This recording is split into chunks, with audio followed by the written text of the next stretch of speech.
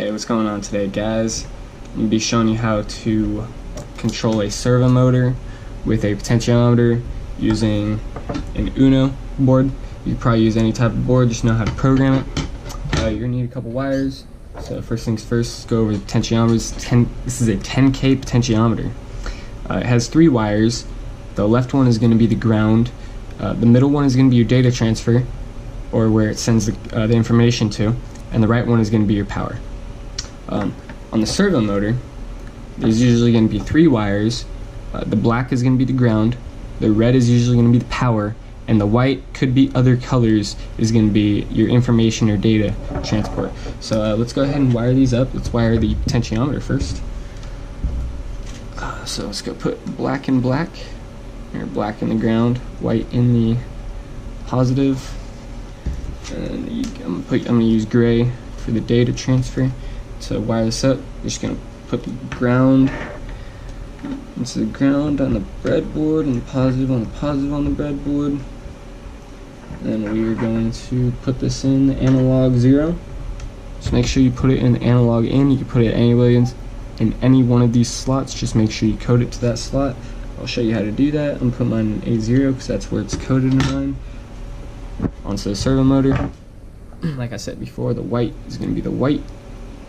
It's your data. Can't put it in.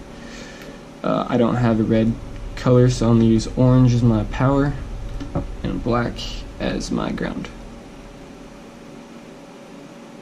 Same thing with the potentiometer. We're going to put the black in the ground and the power in the positive slot.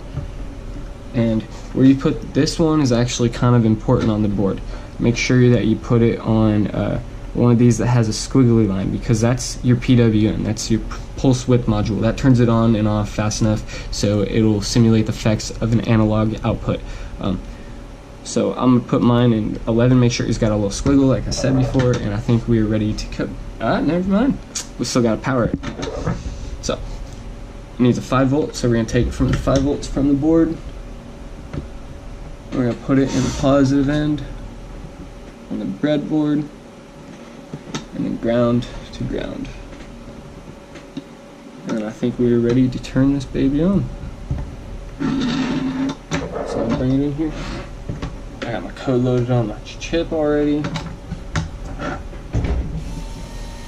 So yeah, this is continuous motor, so I can maybe go clockwise, anti-clockwise.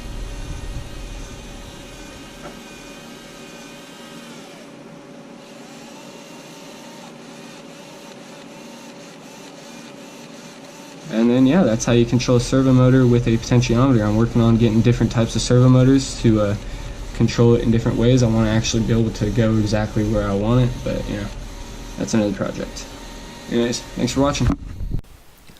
Alright, so we are in here in the coding, and this is the code for the servo motor and controlling the potentiometer. So first things first, we need to do hashtag include, and this is it includes libraries that we define, servo.h. It'll include, you know, like we can use attach down here. So let's just go down through the lines. So right here, it's also, when you include this, you get this function servo. It's kind of setting a variable name for your servo motor. Makes sense.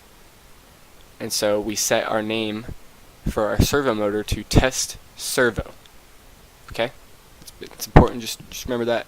So now we're going to set some integers. Our potentiometer is going to be hooked up to our analog 0 input.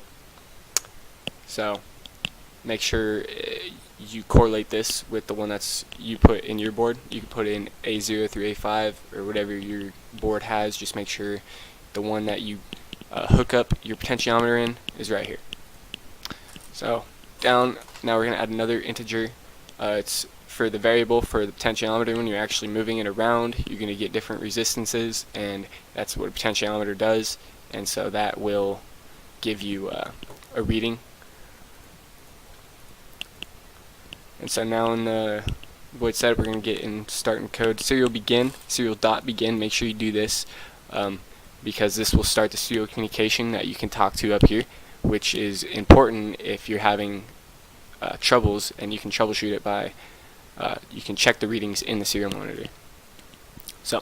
after you, in your setup program, we want to do serial begin. We need to start the serial communication, and then test servo.attach. So remember up here we named our servo motor test servo.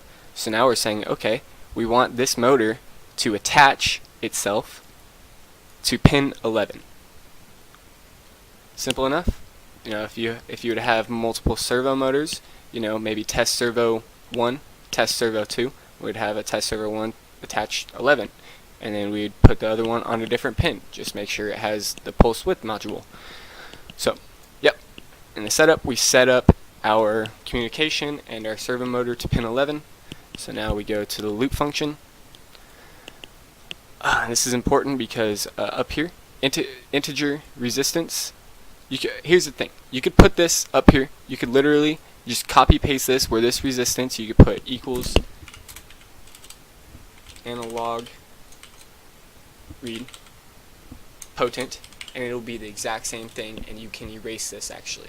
It's just a way that'll do it. You know, it's just different ways of coding. You'll find a way. You'll have your own style. So this basically the resistance. It's a variable. It reads right here, analog read, the potent variable that we gave to A0, if that makes sense. We set the potentiometer to the pin A0, and so we're going to read the potentiometer, which actually means A0. You could actually put A0 here if you wanted to and not even have this at all. You don't need it. You can just put that as A0. So now we have our resistance, and so after once you first start getting in with potentiometers, maybe not even do this, and then just read it. You can read your resistance value from when you start the program right here. It will write it up here. You open this up. Oh, yeah, I guess my board isn't plugged in at the moment, so I can't put it in. So that's kind of like troubleshooting, and your potentiometer is going to have readings from 0 to 1023. And so the thing about a servo motor is that it only has 0 to 180 degrees. It only knows that many numbers. So mapping is kind of like a scaling from 0 to 1023, from 0 to 180. It's kind of weird, you know. And then basically the serial print ln is going to check the reading that this analog read has. So it's going to give you numbers from 0 to 180 depending on if you use this or not. If you don't use this function right here, it's going to give you readings from 0 to 1023. Right? And so after you do this, you're going to be getting readings from 0 to 180, and then over here we have our test servo. That is our motor, and we're going to write to the motor the resistance value, which is going to be somewhere between 0 and 180, which is going to give us the rotation speed, because this is a continuous motor. I'm working on getting the half motors that will go exactly where I need it to be. Anyways, thank you for watching. I hope your code works. Thank you.